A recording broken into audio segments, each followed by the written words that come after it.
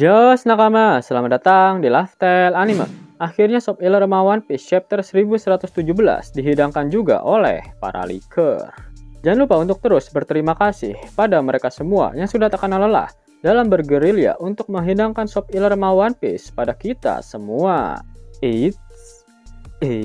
Sebelum kalian menikmati Soap Illernya, jangan lupa klik tombol like-nya ya. Hayo, udah belum? Like dari kalian akan menambah semangat Mimin untuk memberikan informasi mengenai One Piece pada nakama Opler sekalian. One Piece masih melanjutkan cover story mengenai perjalanan Yamato berkeliling negeri Wano. Masih di ibu kota bunga, diperlihatkan Yamato yang sowan ke tempat Hyogoro dan juga Nekomamushi.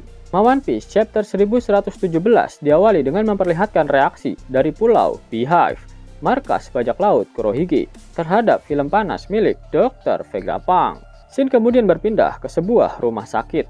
Diperlihatkan anggota SWORD yang sedang dirawat intensif di sana. Tashigi diperlihatkan sedang berbincang-bincang dengan Smoker melalui Denden Mushi. Ternyata Smoker saat ini sedang dalam perjalanan menuju ke rumah sakit tersebut. Dan kembali ke Pulau Egghead, film panas milik Dr. Vegapunk masih terus berlanjut. Namun karena para Gorosei sudah mengetahui di mana letak Denden Mushi streaming yang ternyata ada di dalam tubuh robot kuno, para Gorosei langsung mengelilingi robot kuno tersebut untuk segera menghancurkannya. Namun Gorosei Nusjuro tak ada di sana karena dia terlibat bentrokan dengan Zoro.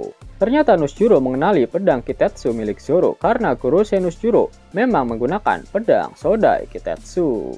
Pedang terkuat sekaligus generasi pertama dari seri pedang Kitetsu, sedangkan pedang milik Zoro hanyalah pedang Kitetsu generasi ketiga, sekaligus pedang terlemah dari seri Kitetsu. Zoro dan Nusjuro saling beradu teknik serangan, bukan serangan ecek-ecek karena keduanya menggunakan teknik serangan yang ada namanya. Terdapat petir hitam yang banyak dari bentrokan antara Zoro dan Nusjuro. Keduanya sama-sama melapisi serangan pedang mereka menggunakan Advance Housoko Haki. Biasanya ketika benturan Advance Haki Raja terjadi, serangan keduanya tak saling bersentuhan. Dan apabila Advance Haki Raja keduanya sama-sama membagongkan, maka benturan tersebut bahkan sampai membuat langit terbelah. Selama konfrontasi ini terjadi, Dr. Vegapunk memberikan pesan untuk mereka yang memiliki inisial D dalam namanya. Diperlihatkan beberapa bangsat D seperti Dragon dan Kurohige yang sedang bersama dengan rekan mereka masing-masing, seperti Sabo dan lain-lain, di mana beberapa orang tersebut memiliki Sacred Fate alias takdir yang dekat dengan para bangsat D. Vegapunk pun berkata, "Di antara kalian." Namun sebelum Vegapunk bisa menyelesaikan kata-katanya, Gorosei Mars, Saturn, Valkyrie, dan Jupiter secara bersamaan menyerang robot kuno tersebut. Serangan mereka sangat kuat sampai bisa merusak Denden Mushi streaming milik Dr. Vegapunk yang disembunyikan di dalam tubuh robot kuno, dan walhasil siaran Vegapunk pun langsung berhenti. Sudah jelas jika Dr. Vegapunk ingin mengatakan perihal Will of D alias tekad yang diwariskan, di mana salah satu dari para bangsat D ini akan mewarisi tekad dari Joy Boy. Dialah sosok yang akan menggunakan ketiga Ancient Weapon untuk mewujudkan impian dari Joy Boy, di mana semua hal itu hanya dapat diketahui ketika bisa mencapai Pulau Laftel. Dan sosok yang dimaksud oleh Vegapunk adalah Monkey D. Luffy, seorang bangsat D yang berhasil membangkitkan buah iblis Mythical Zewanika, sang dewa matahari dari negeri Elbaf. Sama seperti sosok Joy Boy pada 900 tahun yang lalu, dan Luffy lah sosok yang akan menjungkir balikan dunia. Pada One Piece chapter 1117, Oda Sensei tak mengeluarkan kata-kata mutiaranya.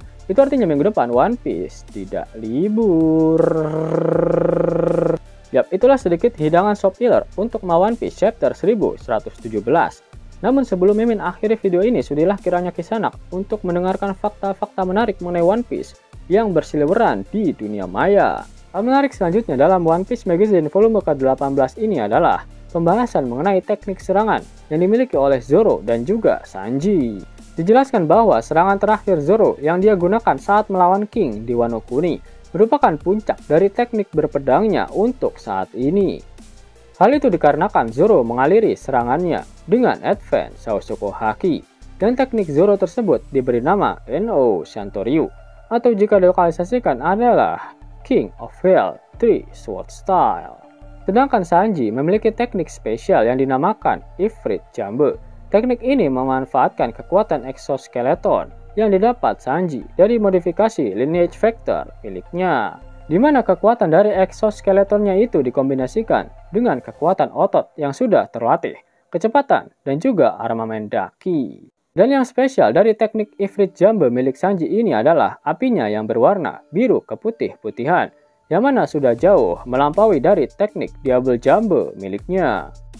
Teknik Ifrit Jambe merupakan kemampuan puncak dari teknik tendangan yang dimiliki oleh Sanji saat ini. Tentu saja teknik serangan dari Zoro dan Sanji bisa semakin kuat dengan pertarungan melawan musuh yang lebih kuat juga. Selain itu dikatakan juga bahwa kemampuan berpedang selaras dengan kemampuan haki. Jadi semakin kuat haki seseorang, maka kemampuan berpedangnya juga akan semakin hebat, khusus untuk para pendekar pedang. Sudah tahu kan bagaimana membagongkannya sosok Mihawk? Dialah sosok yang memegang titel sebagai pendekar pedang terbaik di dunia saat ini. Bahkan pedang miliknya sudah berubah menjadi pedang Kokuto, yang bahkan sosok kuat seperti Shanks, Roger, Oden, Rayleigh belum mencapai tingkatan itu. Selain Mihawk, juga ada Gorosei no Shuro yang merupakan pendekar pedang yang membagongkan. Lihat saja bagaimana aksi Gorosei no Shuro di Pulau Egghead. Selain dari Master Haki, dia juga memaksimalkan kemampuan Breath of Loathing yang dikatakan oleh gurunya Zoro merupakan puncak dari ilmu pendekar pedang. Di mana dengan teknik Breath of Loathing, seorang pendekar pedang hanya memotong apa yang ingin dia potong. Ketika no Shuro menebas area left face, tebasannya tak mengenai para agen Superpole dan juga Seraphim yang terjebak di dalam laboratorium. Padahal tebasan no Shuro sangatlah kuat. Zoro dan Sanji dapat melampaui teknik serangan puncak mereka saat ini, yaitu Zoro harus mampu menguasai teknik Breath of Loathing, sehingga kekuatan tebasannya akan lebih terfokus pada apa yang ingin dia potong. Sedangkan Sanji harus mampu melapisi tendangannya dengan Advanced Shaosoko Haki, agar menghasilkan api yang lebih panas lagi dari teknik Ifrit Jambe miliknya. Jangan lupa cek Kibrot yang mau lewat ini dulu ya. Penggemar Kimetsu no Yaiba pasti lagi girang nih, soalnya anime season keempatnya, Hashira Training Arc, sudah bisa ditonton di platform streaming kesukaan kalian. Eits, tapi hype-nya bakalan berasa hambar kalau kalian belum punya ini. Misfit Society lagi ada pre-order kaos Kimetsu no Yaiba dengan tema Hashira Training Arc. Edisi terbatas loh, ada dua varian hitam dan putih. Kaos berbahan cotton combat yang pastinya adem di badan. Harga pre-order cuma 99 ribuan aja per kaosnya dan dapat stiker gratis lagi. Mau borong kaos One Piece-nya juga ada. Buruan sebelum kehabisan, pre-order cuma sampai tanggal 25 bulan Juni ini ya. Link pemesanan ada di kolom deskripsi ya nakama. Mau dapat uang hingga 50.000 gratis dan bisa langsung ditarik? Buka tabungan di aplikasi Neobank sekarang juga. Karena di aplikasi ini kalian bisa dapatkan banyak uang tunai gratis, serta banyak sekali diskon-diskon menarik yang bisa kalian dapatkan. Gaskan! Link ada di kolom deskripsi ya nakama. Jos nakama, itulah video spoiler plus untuk One Piece chapter 1117. Jika kalian menyukai video ini jangan lupa klik like, share, dan subscribe channel ini ya, agar nakama semua tak ketinggalan info menarik seputar One Piece. Arigato!